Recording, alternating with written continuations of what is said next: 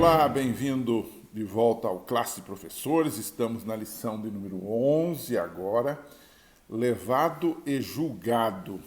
Dentro do Evangelho de Marcos, na lição da Escola Sabatina, é a nossa discussão, o nosso resumo aqui, digamos, todas as semanas. Eu quero agradecer a você que está sempre conosco aqui, que tem orado por nós, que tem dado o seu retorno aqui a este programa. Nessa semana, nós chegamos a uma análise dos acontecimentos da vida de Jesus que precedem a sua morte na cruz. Ou seja, especialmente Marcos capítulo 14 é a ênfase dessa semana. São muitos acontecimentos. Então eu não vou me deter em cada um deles, dando cada um deles detalhe, você poderá fazer isso depois. Mas quais são esses acontecimentos em linhas gerais, digamos, que temos aqui e o que eles nos ensinam, né? O primeiro bloco fala da conspiração dos sacerdotes. Eles estavam tramando para prender Jesus, né? Para matar Jesus, essa é a verdade, né? No entanto, a Bíblia diz que eles temiam o povo. Eles eram políticos, literalmente políticos, do tipo mais baixo, né? Porque eles estavam tentando matar Jesus, mas ao mesmo tempo temiam a opinião popular. Isto mostra o verdadeiro caráter desta gente, né? Mas neste bloco nós temos também uma história bonita, que é a mulher que unge o corpo de Jesus a partir da sua cabeça, como se fosse uma unção, na verdade, né? E ela derrama sobre ele um vaso muito caro de alabastro, que dava 300 denários, né? Era um dinheiro grande naquele tempo, né? Então, e as pessoas criticam, e elas dizem, olha, não devia ter feito isto, é um desperdício, e etc. e tal. Muitas vezes na igreja, aqueles que também não dão nada são os primeiros a criticar, né? E ela coloca isto e Jesus dá uma resposta para as pessoas que estavam ali. Ele diz, olha, deixe ela fazer isto, ela praticou uma boa ação para comigo. Em outras palavras, ela está ungindo o meu corpo antes da minha morte, né? E eles dizem, mas isso devia ser dado aos pobres, né? Foi uma evasiva, foi uma desculpa. E Jesus disse, olha, os pobres sempre vão estar entre vocês. Em outras palavras, vocês podem ajudar os pobres, continuem ajudando os pobres. A verdade é que quem falava isso, muito provavelmente, não ajudava pobre coisa nenhuma, né? Então, você tem também agora, ainda nesse bloco, um terceiro episódio. Marcos ele vai narrando de forma muito rápida, nós sabemos disso, né? Ele pega pequenas histórias, às vezes faz um tipo de sanduíche, uma história, digamos, ilumina a outra, e ele propositalmente junta as histórias, né? Então, você tem aí, nesse bloco ainda, a história de Judas, né? O texto diz que Judas se dirigiu à classe dos sacerdotes, aos chefes dos sacerdotes, a fim de lhes entregar Jesus. E a proposta alegrou aquela turma e eles prometeram dinheiro para ele. E ele, então, procurava uma oportunidade para entregar Jesus. Marcos 14, versos 10 e 11. Nós vamos voltar a esse ponto mais para o final da lição, então fique com isso por enquanto, né? Então temos depois, na sequência, o que eu dividi como segundo bloco. A esses acontecimentos, os três que nós nominamos, agora vem então um segundo bloco, que é a última ceia, né? E Jesus nessa ceia faz algumas coisas antes dela, né? A predição do abandono dos discípulos, a predição da negação de Pedro e a ida de Jesus para o Getsemane. Cada uma delas tem um significado para nós, porque na ceia Jesus faz uma transição entre a Páscoa dos judeus. Notem, há algumas pessoas que, às vezes, ao lerem a Bíblia, eles querem dizer, olha, Jesus, ele mudou, por exemplo, do sábado para o domingo, e etc. Mas a verdade é que aquilo que ele mudou, ele deixou muito claro, muito patente, muito visível. É o caso, por exemplo, da Páscoa judaica, a ceia pascal dos judeus, para a Santa Ceia. Ele fez uma transição entre um e outro, naquele havia o cordeiro, as ervas amargas e etc. e tal, e agora ele tem agora a Santa Ceia, que é o pão e o cálice. Ou seja, Jesus faz uma transição, né? Nesse contexto também, nessa sessão de Marcos, ele prediz que os discípulos o abandonariam, né? Mas ele deu também uma mensagem de esperança, né? Depois de eu ressuscitar, eu irei adiante de vocês para a Galileia. Deus é o Deus da segunda chance, né?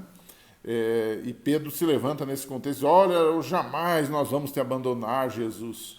E Jesus diz assim, olha, ainda hoje, nesta noite, antes que o galo cante, você vai me negar. Ou seja, Jesus estava predizendo o abandono dos discípulos, o que de fato vem a ocorrer na sequência. E ainda assim, ele logo depois disso vai para o Getsemane e tem aquela cena dele pedindo ao Pai, se é possível, afasta de mim esse cálice, contudo não seja o que eu quero, mas como tu queres, né? Ele está aqui fazendo o oposto de Adão e Eva. Onde Adão falhou, Jesus venceu. Porque Adão lá no paraíso escolheu o mais fácil, escolheu a sua própria vontade, sua submissão. Aqui Jesus se entrega, né? Marcos 14 é uma prova viva de que Jesus de fato se entregou e foi submisso ao Pai até a morte, e morte de cruz. E ele diz, não seja como eu quero, mas como tu queres. Aqui está a essência da santidade e do pecado. A essência é a quem eu me entrego, a quem eu sou submisso, não é verdade? Não é? Mesmo na angústia, Jesus vê Deus como seu Pai, isso eu chamo de confiança em meio à crise. Nós vamos voltar, bem no finalzinho da lição, eu vou voltar a este assunto e, digamos assim, reprisar algumas coisas aí sobre esse episódio. O terceiro bloco trata também de vários acontecimentos, trata da traição de Judas, trata da prisão de Jesus e a fuga dos discípulos e da negação de Pedro, né? E aí vem uma pergunta que a gente, como eu disse anteriormente, a gente voltaria a ela. Lá no primeiro bloco, Judas está tramando. Agora, nesse bloco final, no terceiro, Judas está traindo Jesus. Por que Judas traiu Jesus? O Evangelho de Lucas dá uma resposta. Ele diz assim que Satanás entrou em Judas. Mas por que Satanás entrou em Judas? Ele não pode entrar sem o seu consentimento, não é? Eu creio que o livro Desejado de Todas as Nações, página 685, diz que Judas entregou-se a Satanás, submeteu-se a Satanás. É claro, o diabo nunca vai nos forçar a fazer uma coisa que nós não queremos fazer. Ele tem artimanhas, tem astúcias, mas Jesus disse, vigiai e orai.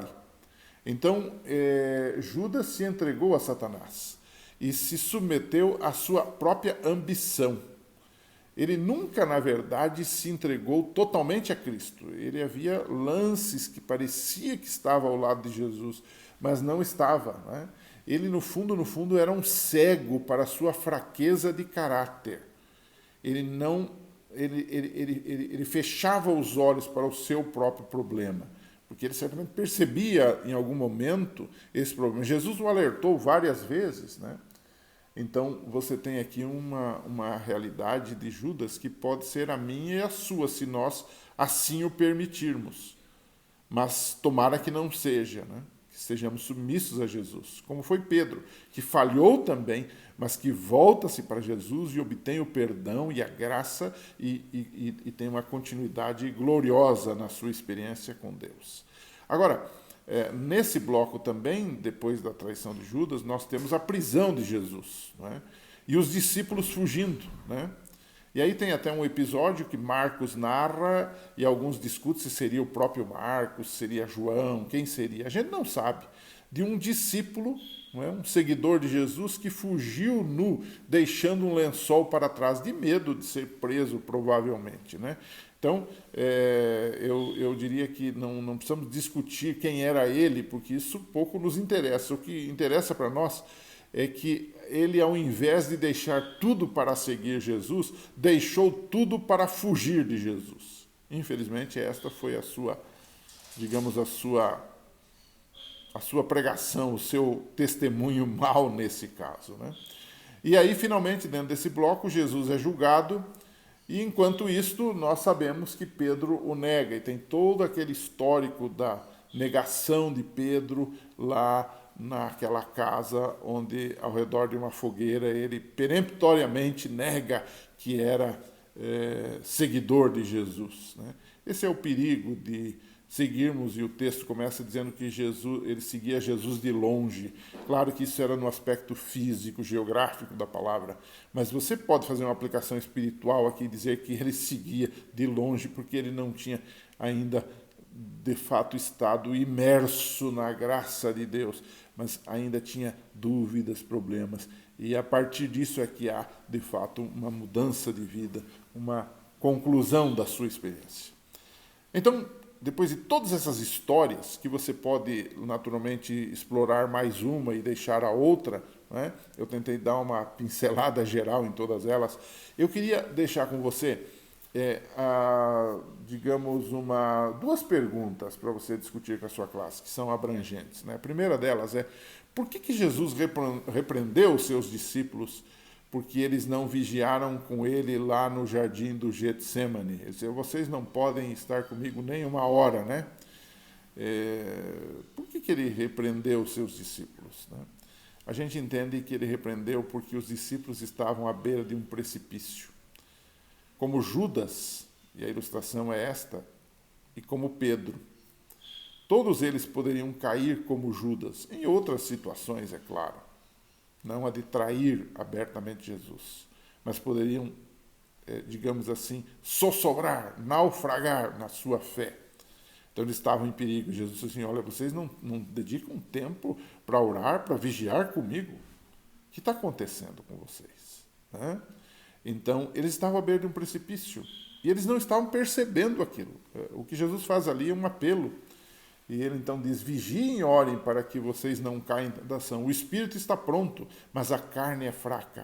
Ele estava falando que nós temos tendências para o mal, para o pecado, para negar Jesus na nossa vida. Então é um assunto para você conversar um pouquinho com os alunos, ampliar um pouco essa questão, porque isso tem a ver com assuntos reais, práticas cotidianas da nossa vida hoje, né? Uma segunda questão que eu colocaria aí: por que será que Jesus, na última ceia, revelou o traidor? Você lembra? Jesus revela quem o estava traindo, que era Judas. Será que foi para humilhar Judas? Será que Jesus era um líder que gostava de humilhar os seus liderados na frente de todo mundo, para o indivíduo passar vergonha, passar um vexame ali? Não, absolutamente não. Jesus abre o assunto porque aquela era a última chance de Judas, porque aquele era a última oportunidade de arrependimento. Ele teve tantas outras e agora ainda haveria esta. No entanto, ele não o fez, ele não se arrependeu. Isso é um grande alerta para todos nós, não é verdade? Então, pense nessas duas perguntas, converse com seus alunos e um abraço para você. A semana que vem a gente volta, continue divulgando esse canal, ore por nós, estamos sempre à sua disposição. Um abraço e até lá.